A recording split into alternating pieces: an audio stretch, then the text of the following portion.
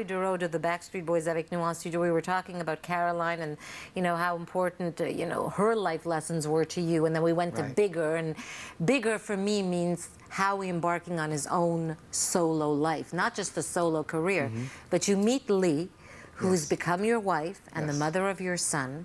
You knew her for quite a while before you decided this was the right girl. I did.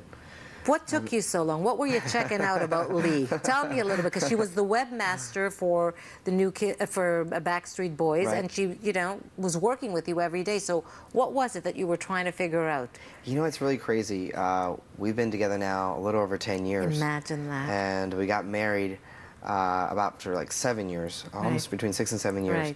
But that time between there of getting to know her seemed like we both look back on it and we're like, people do ask us like, why did, you know, why was it 6 years before we proposed and everything? But that flew by so fast, honestly. I had some of the greatest moments of my life, you know, embarking in a relationship with somebody and experiencing a different chapter in my life, you know. Being able to create memories with somebody that I knew was going to be down the line, somebody I'm going to have, you know, cherish those memories for many years to come. Like I said, we got to know each other. She used to work with us on the website. Let me ask you a question, though. Were you a player before Lee? Was I a player before Lee? Because you were very discreet, but were you? I mean, I was a little Latin lover. You were a little Latin lover. Did you get your heart broken a lot, though? Or were you the heartbreaker? Believe it or not, I did. I think in the earlier days when I was starting, you know, actually before Backstreet Boys, and you know, I didn't come out of my shell yet until I really became a Backstreet Boy. But before that, I was a little bit more of a shyer kid, you know, and even though, believe it or not, I was in choir and stuff like that, and drama, and in high school, I was voted most talented of my high school and stuff like that. But it wasn't until probably my senior year when I first started like doing like shows and stuff like that, and even my choir department, they would have like kids coming in from 8th grade orientation into high school, and they would get me to represent like the vocal department and stuff like that, and I would sing Unchained Melody, and little by little I started noticing like all these like little girls kind of screaming. How powerful. And but before that, believe it or not, I was a bit more shy of a kid. I used to get rejected. But after becoming part of the Backstreet Boys, did you fear that girls were attracted to you because you were Howie from the Backstreet Boys and were less interested in Howie the person? Did you go through those things? I loved it at first. I let them like, have with it, But what was different about Lee? Well, that was the one thing, honestly, that, you know, in regards to relationship, I was a bit more reserved about that. You know, I wanted to make sure that if I was going to be with somebody, it was somebody that really loved me for myself, not just for who I was as an entertainer. And believe it or not, when I met Lee, she wasn't a Backstreet Boys fan. She definitely heard of us. She definitely heard of us, but she was more into like Dave Matthews. More of like a little bit more, you know, kind of like a little grungier, a little dirtier. Music, you know? And she actually was one of the first people that opened my mind to listening to some that type of music that I hadn't listened to, like Ben Harper and Dave Matthews. And at the same time, I influenced her on the pop side. And it was really great. You know, some of those when we worked together. Like I said, we were pioneering, our management company, we pioneered this VIP website where fans could come on there and they could actually see stuff of us doing excursions and whatever. Well, most of the guys at the time, they were so tired after the shows, they would just go back to the hotel rooms and just sleep and play video games and order room service. I was the one that was the most adventurous. I would always go out like hang gliding in Rio, go to the pyramids in Mexico. So you got to know her even better. So the website pretty much was a lot of Howie D, believe it or not. Did you guys, though, get involved with each other's choices and with women? I mean, did you ever say to somebody, you know, you shouldn't be going out with this one, she's just not good for you? Or how did that work? I think we definitely had influence on each other. You know, and by saying, hey, you know, if there was somebody that we felt like was just totally wrong, I think we were close enough to be able to tell each other, I don't know about this person.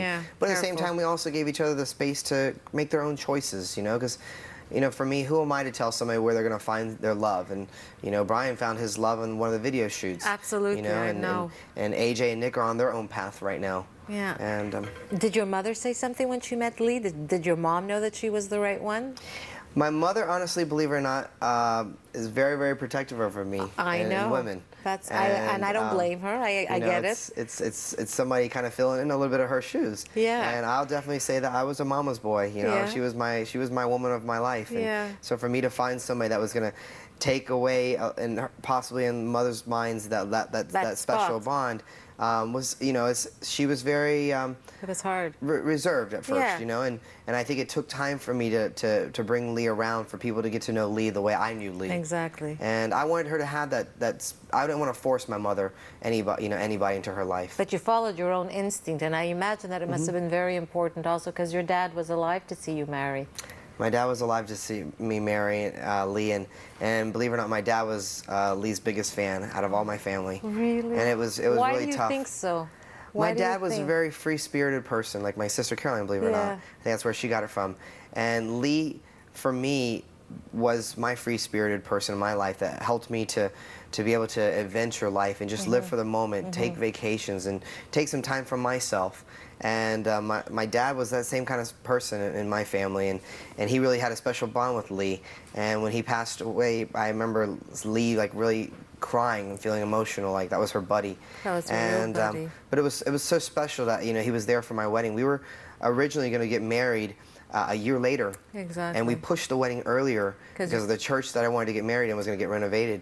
And it was such a coincidence how fate once again comes in destiny. It has to come in place, because after we got married, 3 months later my dad passed away. Isn't that unbelievable? Or actually 3 months later he had cancer, and then he had 3 months later after that. So he would have probably, I think actually he passed away like 2 weeks after we were supposed to get married. Isn't that so I don't know if he would have even been able to been there for the wedding. See how destiny, you talked about that before, and destiny also, you know, made you want to spread your wings and manage people and do all kinds of great things. Very much so. So we have a little message for you that I think you should take a peek at right now. Oh, okay.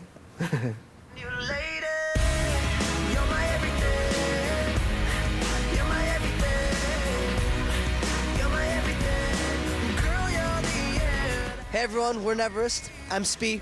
I'm Mike. I'm Brendan. And I'm Paul. And we're very, very happy to be on the show. Thank you very much for having us. Sonia, sorry we can't be there in person to see you and give you a hug. You make us feel so welcome every time we come to Montreal. Thank you very much. We love you. Howie, we love you too, man. How you doing?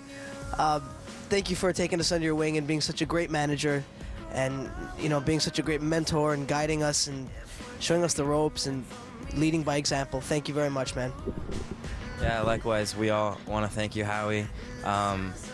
We're working on our dance moves so we can one day be as good as you, and we're so excited to see where you can take us in 17 years as you have with Backstreet. So, And Sonia, we miss you every time we're not in Montreal. Every single time. I miss you the most, though. Me, I do. These boys, I don't even care how you feel. I love these boys. But it's amazing because, you know, that's what you wanted to do. You wanted to share your talent, your opportunities with somebody else. And Neverest was the band. Canada and you have something going on. Yeah, lots of Canadians. Lots of love. Yeah. It was me and a good friend of mine, CJ, who used to be another fellow Canadian. Yeah. Used to be in a group called 3 Deep many years ago. We started a management company about 5 years ago. Our first artist was a gentleman named George. Absolutely. Who's did really well here in Canada. And Neverest is our second project that's coming out. And it's amazing. It's been blessed. I mean, there's something in the water here I feel a connection with. We hope you keep drinking it, because we're going to talk about your solo album coming back right after this commercial break. Mesdames et messieurs, on va regarder maintenant la nouvelle chanson extrait de son album qui porte le titre tout simplement 100. 100% we love him. Howie D, que voici.